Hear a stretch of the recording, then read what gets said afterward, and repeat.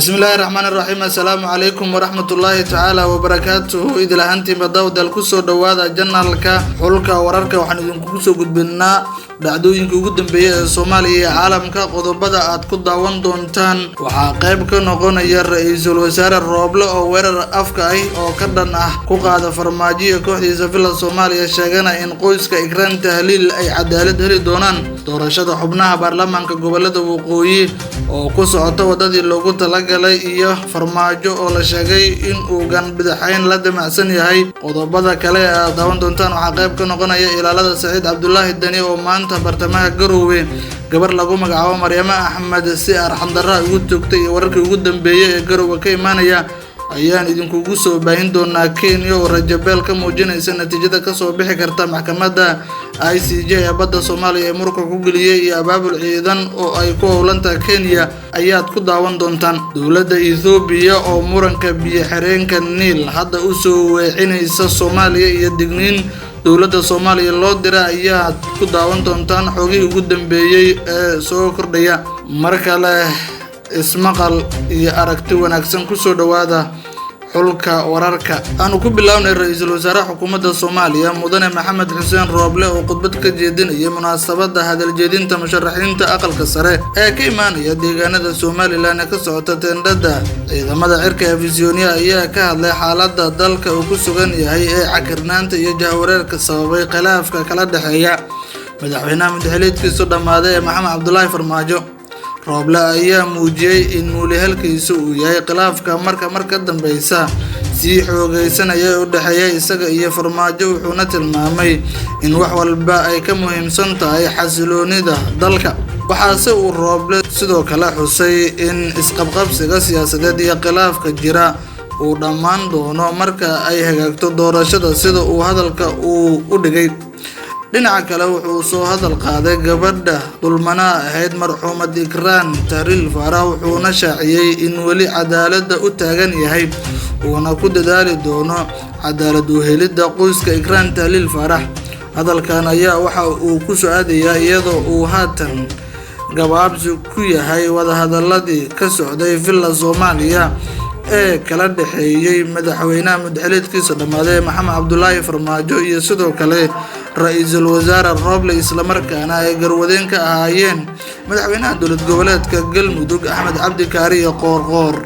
dawladda Ethiopia ayaa waxa ay muranka biyo xireenka webiga Niil hadda u soo weecinaysa Soomaaliya biyo xireenka ay samaysatay Ethiopia ee webiga Niil ayaa muddo badan waxa ka tagnaa khilaafkaas oo saameyn ku yeelan doona mustaqbalka sida la sheegay Soomaaliya aqoon-yahanada Soomaaliyeed ayaa waxa ay adarasayaan ama ay qiimeyn ku sameynayaan xiriirka caalamiga ah ee ay leeyihiin dalalka Masar iyo Ethiopia iyadoo oo sidoo kale la muujinayo in Ethiopia ay labada dal ay hadda murankoodu taagan yahay maadaama ay ku doodayso in Ethiopia soo jeesan doonto ama la sheegay soo jeesan doonto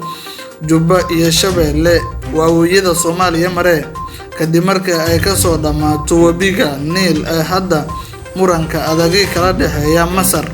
sidoo kale waxa Soomaaliya loo soo jeedinayaa in ay hadda taageero u muujiso Masar oo ay si weyn biyo xireenka Niil iskugu hayaan Ethiopia oo iyaduna saaxiib dawla ah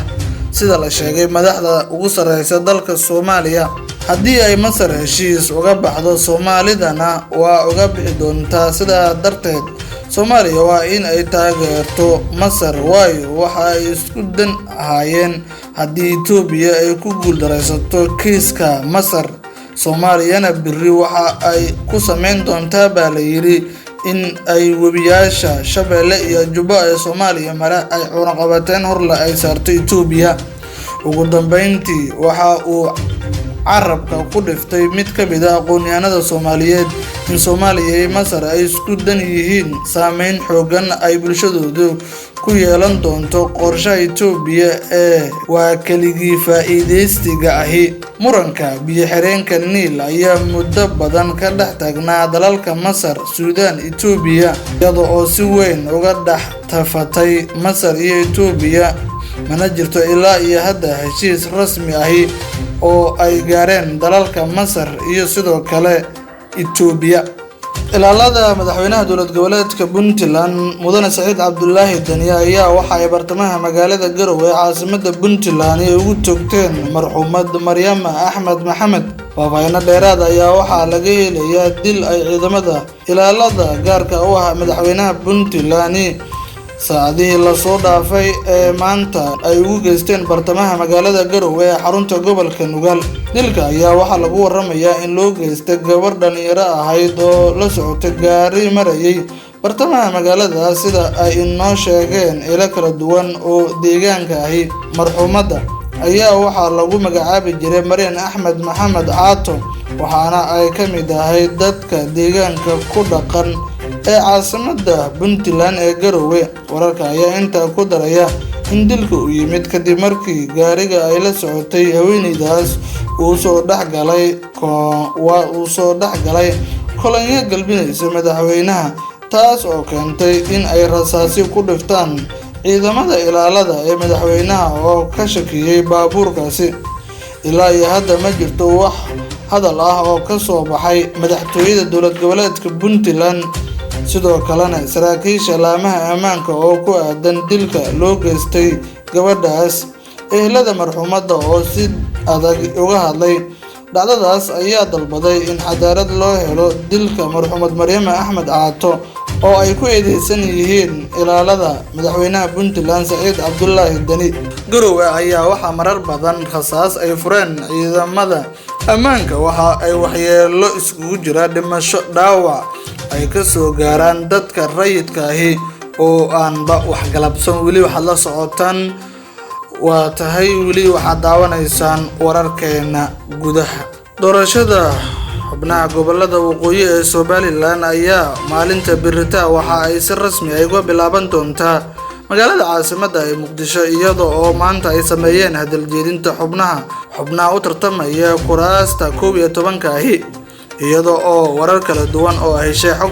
duwan ay heshay xulka wararka ayaa waxa ay sheegayaan in ay socdaan qorshe ka dhan ah in ergooyinka loo qaybiyo lacag tiro badan, iyadoo oo koox taageersan Villa Soomaaliyana ay ka soo dhex baxaan. gudoomiyaha aqalka sare Cabdi Xaashi Cabdullaahi iyo sidoo kale Mahdi Guuleed ayaa hore u heshiiyey guud ahaan madmadowgii ka jiray doorashada xubnaha gobolada waqooyi ee Somaliland. dawdayaal, halkaas ayaanu ku soo gabagabaynaynaa warkii aad kala socoteen ama aad ka daawanayseen janaalkeena xulka wararka ismaqal iyo aragti wanaagsan oo haboon.